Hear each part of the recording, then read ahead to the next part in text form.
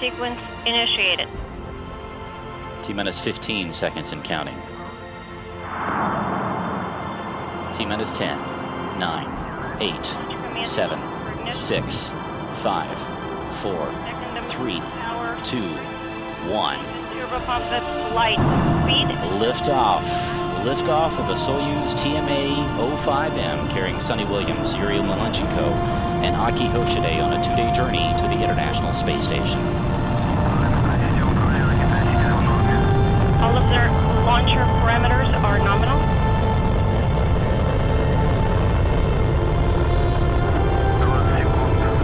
Seconds. First stage thrusters are operating nominally. Copy all launch control, and we are fine. 30 seconds into the flight. Launcher parameters are nominal. Copy launch control.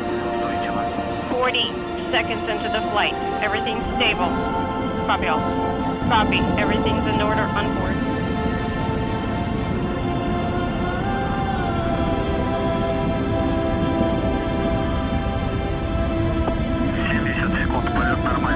Seconds into the flight, everything's nominal.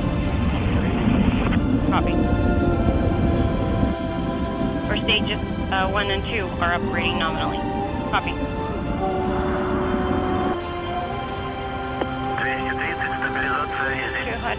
230 seconds into the flight, vehicle is stable. Copy. Everything's nominal on board. Of the Zarya module of the International Space Station on the STS-132 mission of Atlantis.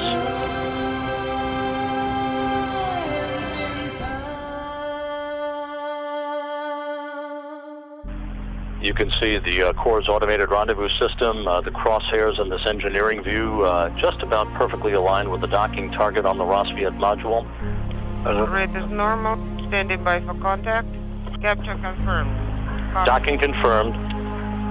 Docking confirmed at 11:51 p.m. Central Time, 12:51 a.m. Eastern Time over northeast Kazakhstan.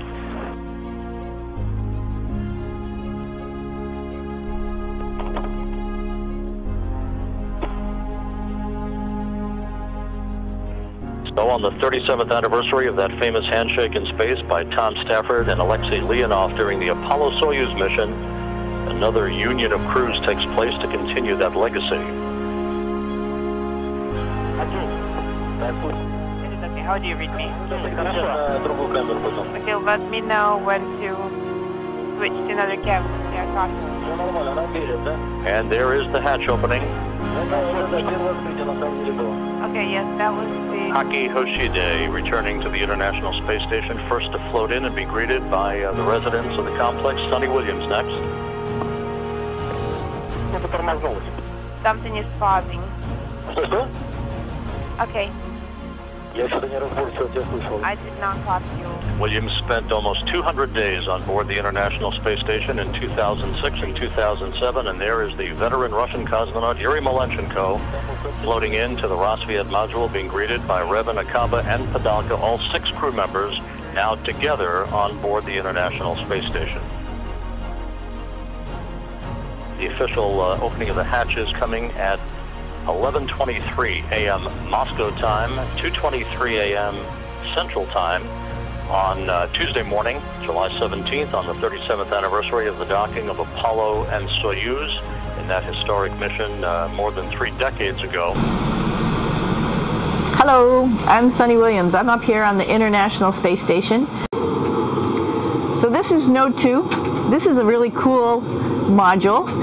Of course, most of these modules you'll see they have 4 sides and they're put together. That way we could sort of work on a flat plane, either a wall, a floor, another wall, or the ceiling. But you know, again, all you have to do is turn yourself and your reference changes. The reason I'm bringing that up is because this is where 4 out of 6 of us sleep. And so people always ask about sleeping in space. Do you lie down? Are you in a bed? Not really, because it doesn't matter. You don't really have the sensation of lying down. You just sit in your sleeping bag. So here's one sleep station right here. I'm going in right now. You can follow me if you want. So I'm inside. It's sort of like a little phone booth, but it's pretty comfy. I've got a sleeping bag right here that we sleep in, so we don't have sort of like a little bit of a cover. We don't fly all over the place. But you know, you can sleep in any orientation. I have it feeling like I'm standing up right now, but like you saw, I'm on the floor, but it doesn't matter if I turn over and I sleep upside down. I don't have any sensation in my head that tells me that I'm upside down, so it really doesn't matter. The sleep station is also like a little office. We've got a computer in here. As you can see, we've got a couple little toys. I've got some books. I've got some clothes and other things that make it sort of like home. I'm coming out. And just for reference, that's one sleep station. This one's another. Right here. There's one on the ceiling, if you want to call it. Right here. And then there's a fourth on the other wall over here. So all of us sleep in a little bit of a circle. All right, come on back. There's more to show you.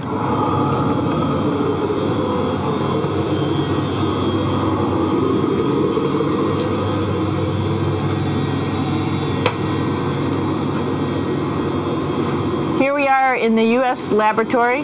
Again, this is a laboratory with science experience on all of the walls here, all sorts of stuff that we do. And one of the things we also do is we exercise. We have some exercise equipment on board the space station. We need to do that because we lose bone density and muscle mass while we're up here, and that's a result of not having to fight against gravity. So how we keep ourselves in shape are with a bike, a treadmill, and a weightlifting machine. This is the bike. You notice the clip pedals. So all you need to do is actually clip your feet in, and then you can start pedaling.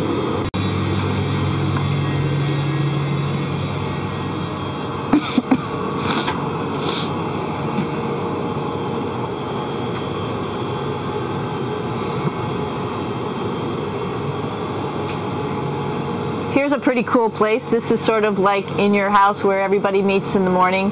After you wash your face, brush your teeth, you want to find something for breakfast. And this is our kitchen. You might notice there's all sorts of foods here.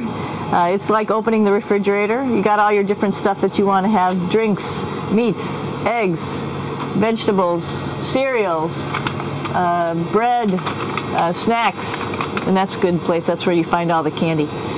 Side dishes, and then some little power bars just in case. So we have all this type of food. Some of it is dehydrated, and so we have to hydrate it, fill it up with water. Some of it is already made, and then all we have to do is heat it up. So something like this, I'm pulling out barbecued beef brisket. Pretty yummy.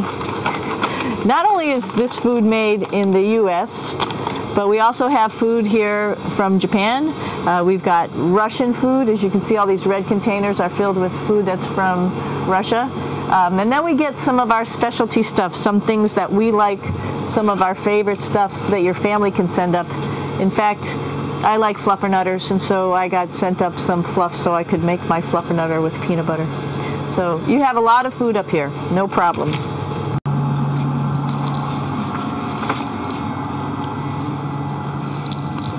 It's like a glass-bottom boat. This is the cupola. It sticks down below the space station. It's one of those places you find yourself hanging out in all the time because all you want to do is look back at our planet. I think some questions I had were about what do you do in your free time? And you can't help but want to just come to the cupola and look outside as much as you can. And a lot of folks, I play this game with myself about where we're flying over the Earth. Try to come in here and just guess. After being here for a little while, you can sort of figure it out. You can tell different cloud types over different continents. You can tell different soil types over different continents. So let's see. And then, of course, there's a lot of ocean. So usually we're over the ocean at first glance. I will tell you in just a moment where we are.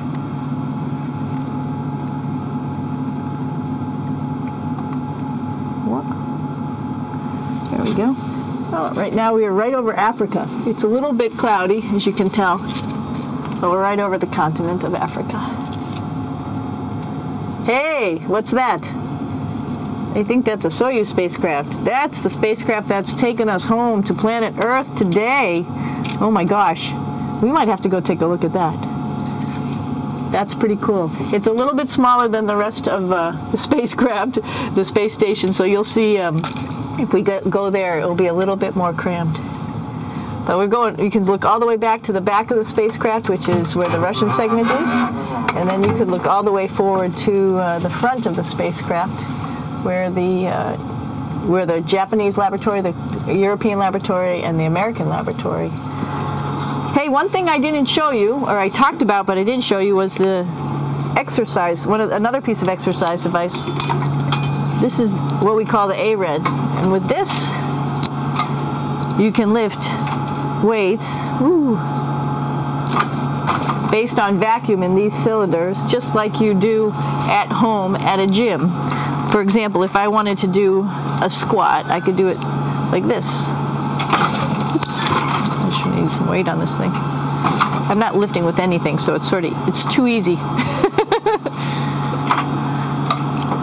One of the cool things you could do things that you can't do at home. For example, single leg squats with just one leg, because the other leg, you won't fall over. So all sorts of stuff. You can also do bench press. We have a bench that we could add on here, so you can work on your beach muscles. I know that there's some questions about how to use the bathroom and how do you actually live in space like normal, like at home. I mentioned real quickly about getting up in the morning and brushing your teeth and washing your face. Well, how do you do that? Well, here is the bathroom essentially. You get up in the morning and we have a little kit, and it has all the essential things that you need, like your toothbrush and toothpaste and brush. See how much better the brush makes my hair look? I'm just joking. It still stands up straight. It doesn't matter where you are. It's always going to stand up straight while you're up in space. A lot of people ask about toothbrush and toothpaste. So, luckily enough, toothpaste, you can do it upside right this way, is sticky, and so it sticks to your toothbrush. No problem. Another cool thing is that water sticks to your toothbrush too.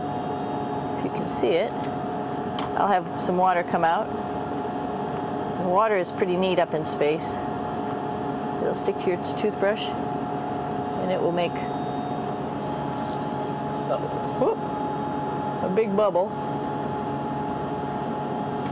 and that's just by surface tension. And then you can drink it. So a lot of people ask about what do you do with the toothpaste after you brush your teeth.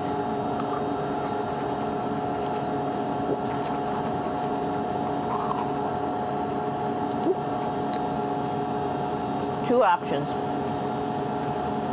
Swallow it, and it's sort of like mouthwash, but it tastes a little gross. Or you can just spit it out in a paper towel, and then you don't have to worry about it. Swallowing thing I wouldn't recommend at home. I'm only up here for 4 months, so it's not that bad. One of the most pressing questions about living in space, of course, is the bathroom. So let's take a look at that little piece of work. Come on in.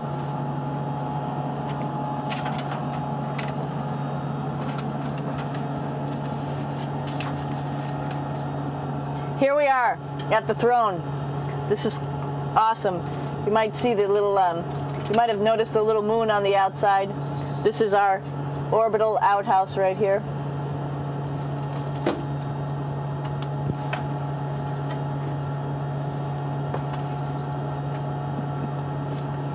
And of course, it serves for two functions.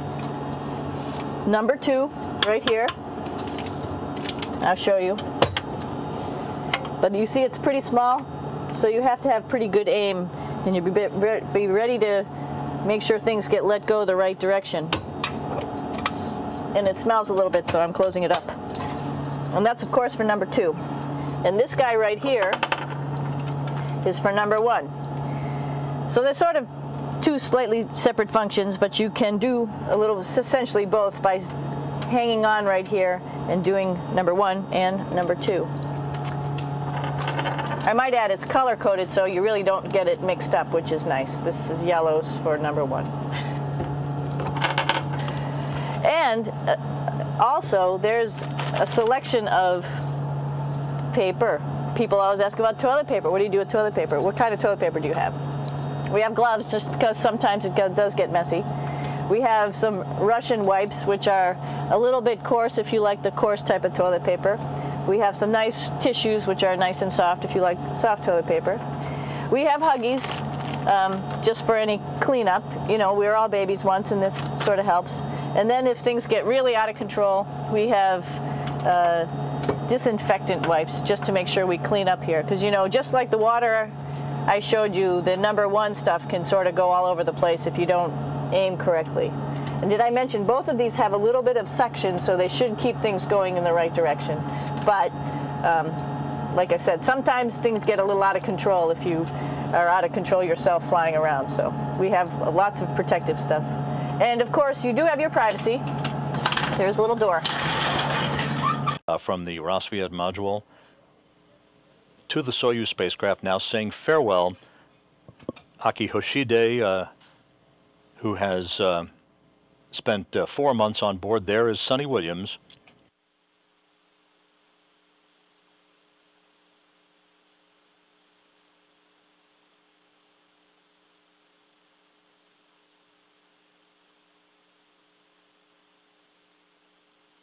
Yuri Malenchenko will come into the field of view momentarily.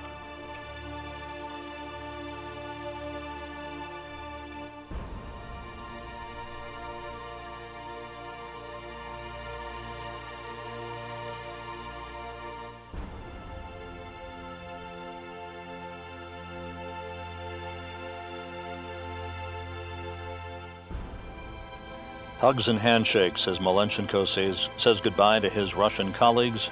A final wave from the crew as they are now all inside the Soyuz spacecraft, ready to close hatches and begin all of the preparations for undocking that is scheduled 3 hours, 10 minutes from now at 4:26 p.m. Central Time.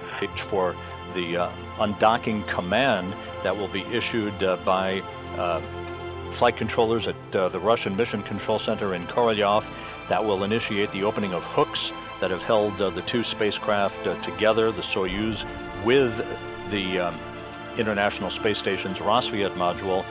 Springs on both sides of the docking interface then will push off against one another at 4:26 p.m. Central Time to induce physical separation that will be followed 3 minutes later by a separation burn of about 15 seconds in duration to begin an opening rate for the Soyuz that ultimately will carry it to a distance of 12 kilometers away from the International Space Station for the deorbit burn that will begin the journey home for Williams, Malenchenko, and Hoshide.